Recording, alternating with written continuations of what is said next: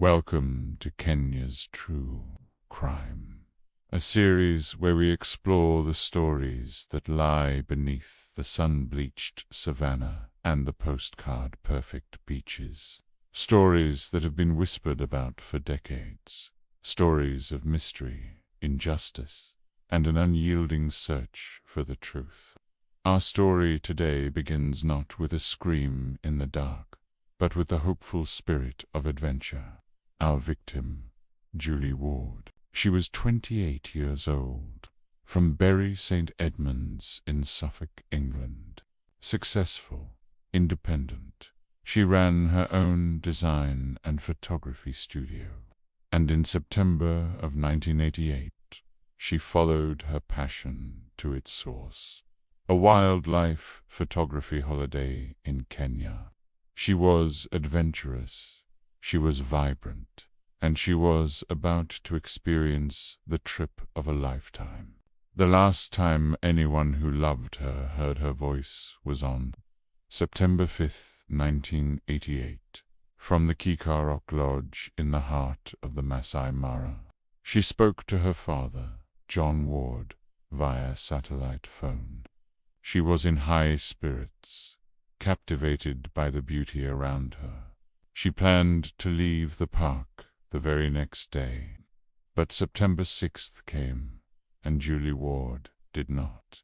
When she failed to meet her scheduled flight, a search began, and that afternoon they found her Land Rover, abandoned, burned out, a blackened shell on the vast, rolling plains.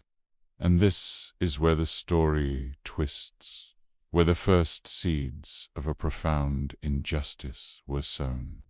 The initial theory, pushed insistently and immediately by Kenyan authorities, including the then powerful head of the Kenya Wildlife Service, Richard Leakey, was that this was a tragic animal attack. They painted a picture.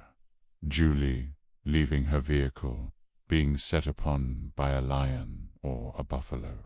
Then a cruel twist of fate, a random bushfire sweeping through, consuming both her body and her car. A tragic accident. Case closed. But into this narrative of convenient closure stepped a man who would refuse to let his daughter become a forgotten statistic. Julie's father, John Ward, flew to Kenya. A determined and methodical man, he was immediately suspicious. This official story didn't fit, and so he began his own investigation. What he found was chilling, and it systematically dismantled the official lie. He found Julie's camera bag, hidden in a bush, completely untouched by fire. He located a severed human foot near the burned-out vehicle, a crucial piece of evidence the authorities had somehow missed. He found the vehicle's ignition keys, discarded away from the scene, and most crucially, he discovered more of Julie's remains, at a second site, a full mile away from the car. Let that sink in. Animals don't drive cars and set them on fire.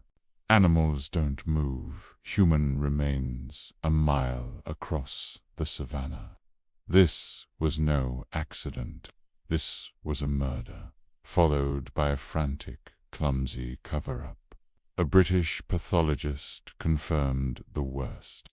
One of Julie's feet had been cleanly severed, likely by a sharp blade like a ponga machete. This was dismemberment. This was a deliberate, brutal act of foul play. So, if it wasn't an animal, who was it? The mystery deepens, and the theories emerge. Was it poachers? Julie, an amateur photographer, accidentally stumbling upon men killing animals illegally. A witness to be eliminated. It's plausible poaching was rampant, but does it explain the elaborate staging, the burned car? For low-level poachers, wouldn't it be easier to just let the lions do the cleaning? Then there's the most compelling theory. The rogue KWS officer. Julie encounters a park ranger, perhaps one involved in the very poaching he was meant to prevent. An altercation turns violent, and then the cover-up begins, not just to protect a murderer, but to protect the reputation of the powerful Kenya Wildlife Service itself. There were reports of Julie arguing with KWS officials. The investigation was aggressively obstructed. A KWS corporal, Simon McCullough, was even charged with burning Julie's car. The scent of an inside job is strong. For the truly conspiratorially minded, there's a darker path, a political killing. Did Julie photograph something she wasn't meant to see? A high-level operation, a clandestine meeting. It would explain the extreme high-level resistance her father faced for years. Or perhaps it was a lone criminal, a random, violent crime of opportunity. But that, too, fails to explain the systemic, institutional wall of silence that rose to meet John Ward. Bend his quest, his relentless, heartbreaking quest for justice, is the emotional engine of this entire tragedy. He spent over £1 million of his own money. He made over 60 trips to Kenya, facing intimidation, bureaucracy, and outright hostility. He hired former Scotland Yard detectives, international pathologists, and took his fight to the highest levels of government. He became a voice for his daughter that simply could not be ignored. The legal battles that followed were a circus of injustice, a Kenyan inquest that criticized the investigation, a sham trial where 2 game scouts were acquitted. It was until a British inquest in 1994, a massive vindication forced by John Ward, that it was officially ruled. Julie Ward was unlawfully killed. The animal attack lie was dead.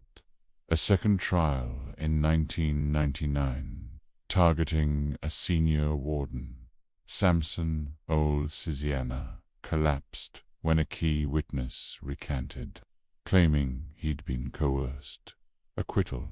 The case was left officially unsolved, a cold case frozen in the heat of the Kenyan sun. So, the questions we're left with are the ones that haunt this story. Who was the KWS officer Julie argued with? Why was the crime scene so thoroughly botched? Was the witness truly coerced, or was he himself intimidated into silence? And how high did the cover-up go? Was it just an institution protecting its image, or was it something far more sinister? The Julie Ward case is the perfect cold case, because the mystery is unjust. Who killed Julie Ward? It's about how and why an entire system mobilized to hide the truth. It's a story about the collision between a father's love and a government's pride, set in one of the most beautiful yet lawless places on earth. This is more than a murder. This is an inquest into power, corruption, and the unwavering light. One man shone into the darkest of places.